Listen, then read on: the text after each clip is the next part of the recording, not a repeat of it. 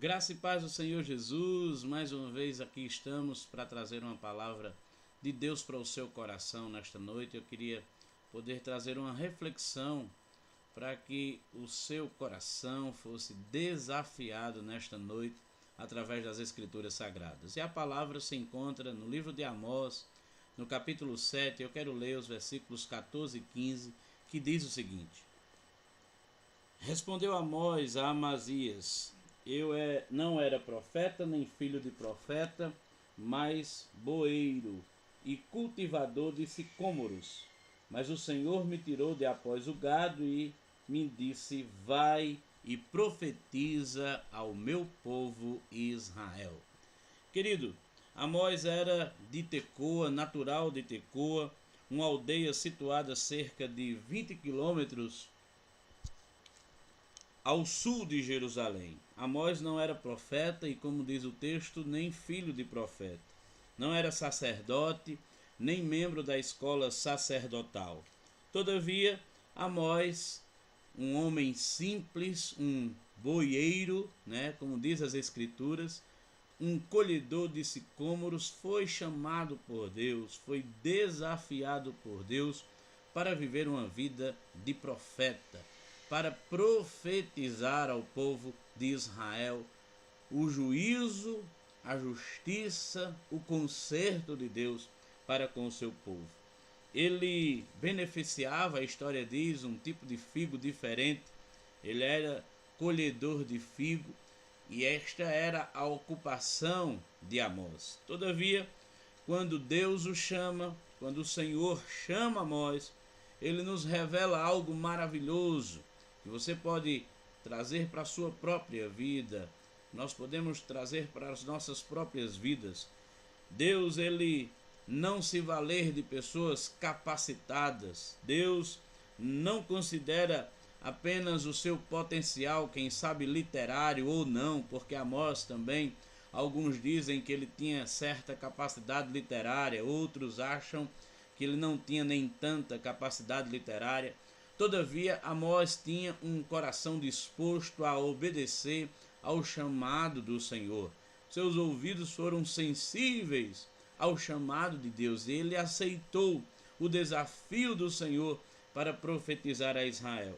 Ou seja, ainda que você seja alguém limitado, ainda que você se considere alguém simples dentro de um contexto social, talvez semelhante a Amós ou nem tanto, Deus o chama e o que ele deseja é que você esteja disposto a viver os desafios da vida de um profeta. Quando Deus chama Amós, ele o chama com uma tarefa maravilhosa, não fácil, mas maravilhosa. Ele chama Amós para denunciar a idolatria que havia no meio do povo de Israel. Se você ler todo o livro de Amós, nos capítulos 1 e 2, Amós adverte ao povo por consequência da idolatria predominante em seus dias. Tinha-se substituído o culto ao Senhor pela adoração a bezerros. O povo não sentia necessidade de pregação. O povo desviara a sua adoração. Talvez você esteja dizendo que nos dias de hoje já não se vê isso, já não se vê a adoração a bezerros feitos de ouro. Todavia, há sim um desvio da adoração do povo de Deus. O povo não faz mais bezerros de ouro para adorar, mas adora outros postes ídolos que nós temos visto por aí, surgir por aí.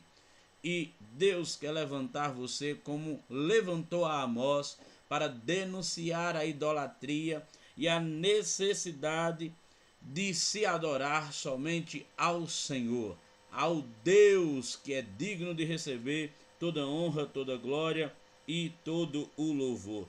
Deus chama Amós e adverte o povo em função desta idolatria que ali predominava. Deus também levanta nós para denunciar o pecado, e ele o faz de uma forma mais viva do que propriamente Osés o fez.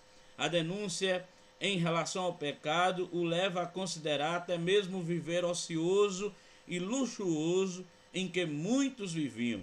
E mais uma vez, nós percebemos que a tarefa de um profeta não é fácil, porque hoje, para que você denuncie pecado, para que você profetize a necessidade de arrependimento antes que o juízo do Senhor venha, certamente você vai adquirir com a sua pregação, com a sua palavra, muitos inimigos, muitos vão repudiar você, muitos vão até evitar você, mas assim como foi com Amós, certamente será contigo. E o Deus que se utilizou de Amós quer se utilizar de você, porque profetas, eles não dizem apenas aquilo que o povo quer ouvir, mas aquilo que Deus o quer que ele fale.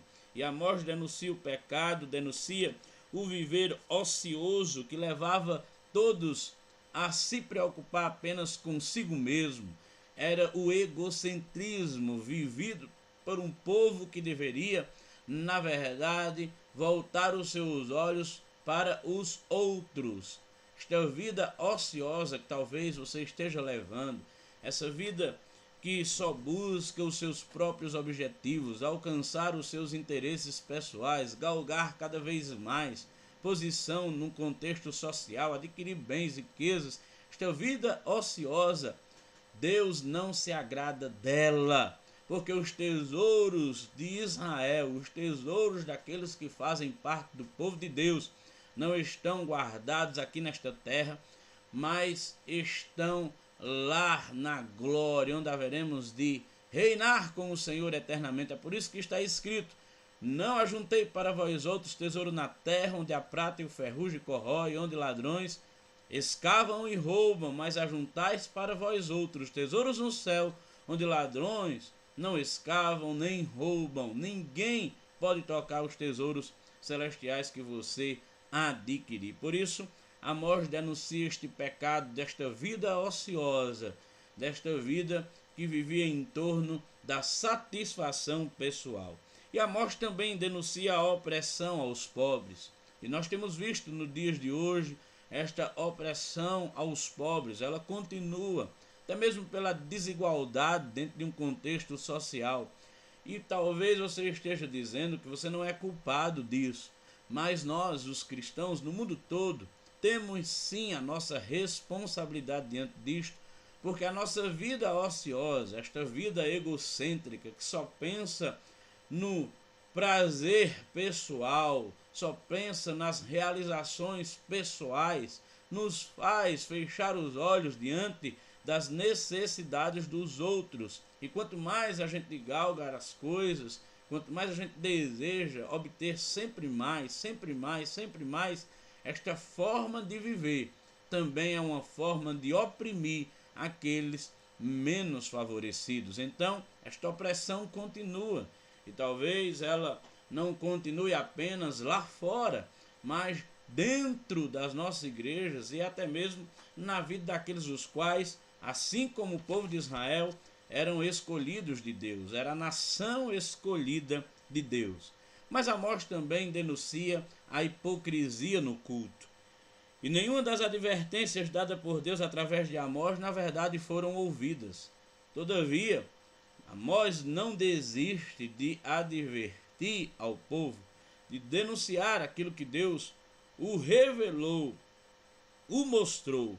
E é interessante que esta advertência, em função da hipocrisia nos cultos, nos faz refletir sobre a nossa necessidade, porque talvez estejamos vivendo a semelhança da mensagem dos profetas, construindo instrumento para a nossa própria adoração, vivendo dentro de um contexto de hipocrisia e pensando que estamos agradando a Deus, oferecendo ao Senhor o real sacrifício. E na verdade não estamos. Por quê?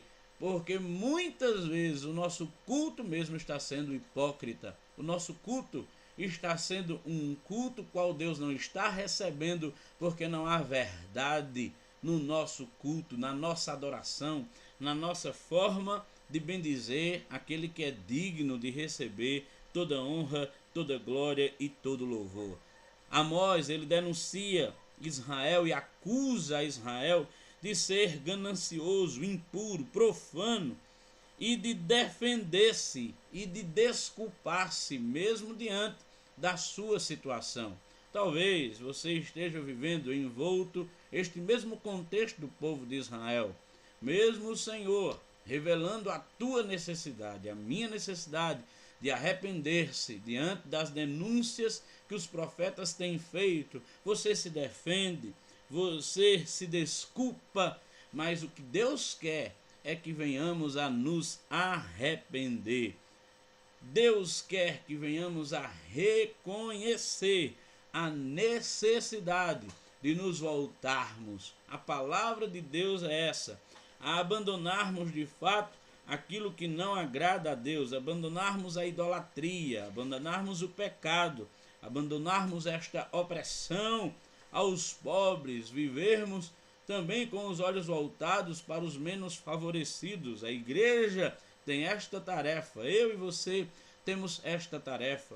Nós precisamos ser verdadeiros, nós precisamos adorar ao Senhor em sinceridade, nós precisamos adorá-lo em espírito e em verdade, não com hipocrisia, mas com um coração contrito e quebrantado diante do Senhor, do Rei dos Reis, do Senhor dos Senhores. A vida de Amós não foi uma vida fácil, porque quando ele denuncia estas coisas às quais o Senhor o revela, certamente ele começa a enfrentar muita repulsa, muita perseguição, mas ele continua firme, e eu louvo a Deus pelo exemplo de Oséias para as nossas vidas, porque Oséias enfrenta o desafio que Deus o chamou a realizar com muita humildade, e nas suas próprias palavras nós encontramos essa característica de Amós. Amós, ele não escondia a sua origem. Amós, ele foi sábio, ele usou uma linguagem ao alcance do povo, todos entendiam a mensagem de Amós. Amós, ele foi sagaz, ele prendia a atenção do povo e depois ele julgava primeiro os inimigos e depois dizia ao povo a necessidade de arrepender-se e abandonar aquilo qual não agradava ao Senhor. Amós, ele foi destemido, ele não lisonjeou ninguém, ele não usou de palavras lisonjeiras, mas usou de verdade. Amós, ele foi fiel. Em todo o seu livro você vai encontrar Amós dizendo: assim diz o Senhor. Esta era a mensagem de Amós. Era desta maneira que ele iniciava os seus sermões, a sua mensagem. Deus, nesta noite, desafia você. Deus, neste dia, desafia você a ser um Amós nos tempos os quais estamos vivendo. Um Amós no século 21, o qual estamos vivendo. Deus quer levantar você como um verdadeiro profeta, um profeta que profetiza juízo e justiça. Eu creio que Deus pode usar você para profetizar coisas maravilhosas a várias nações, ao mundo todo. Todavia, profetize aquilo que Deus revelar a você, porque o milagre só pode acontecer depois que houver um verdadeiro arrependimento. O milagre só pode acontecer quando abandonarmos aquilo que desagrada a Deus e então experimentarmos da sua graça, do seu favor.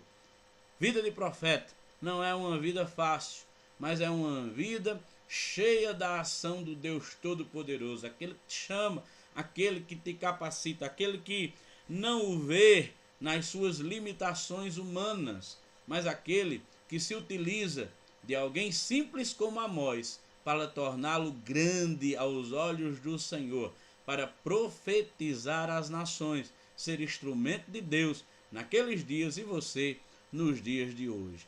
Esta é a palavra de Deus para você. Vida de profeta, um profeta que carregava um fardo pesado de juízo e de justiça, mas que experimentou da graça de Deus e na sua simplicidade proclamou aquilo que o Senhor queria que ele proclamasse. Que Deus te abençoe, receba esta palavra e seja usado por Deus neste tempo, no nome de Jesus. Tchau!